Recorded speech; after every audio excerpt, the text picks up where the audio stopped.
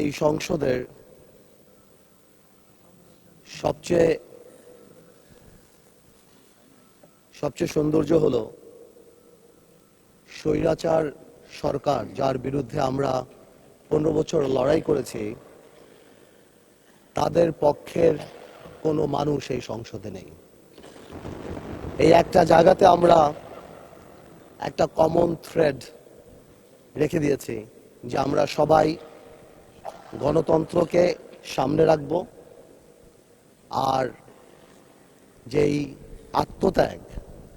যে হাজার হাজার মানুষের আত্মত্যাগ এবং যেই শহীদদের কথা এই সংসদ যখন আরম্ভ হলো, সরকার দল থেকে এবং বিরোধী দল থেকে যে বলা হলো, যাদের নাম নেওয়া হলো, স্মরণ করা হলো, এই সবার প্রতি জানি সম্মান রেখেই আগামীতে আমরা এই সংসদ চালাতে পারি, আমরা জনগণ ও মানুষের কথা বলতে পারি, সেটাই আমি আশা করব। আমি দেশনেত্রী বেগম খালেদা জিয়ার ব্যাপারে কথা বলতে গেলে আমি অনেকক্ষণ কথা বলতে পারি, আমি বেশিক্ষণ বলবো না। আমি এখানে এতক্ষণ বলবো যেই আত্মত্যাগ 17 বছরে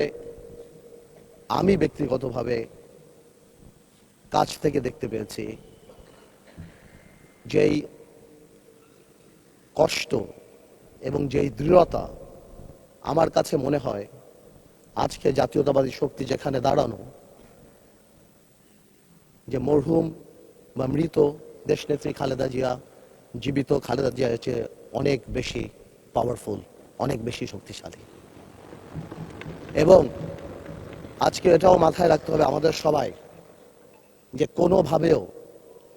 আমরা আমাদের দেশনেত্রীর এই আত্মত্যাগকে কোনোভাবেও আমরা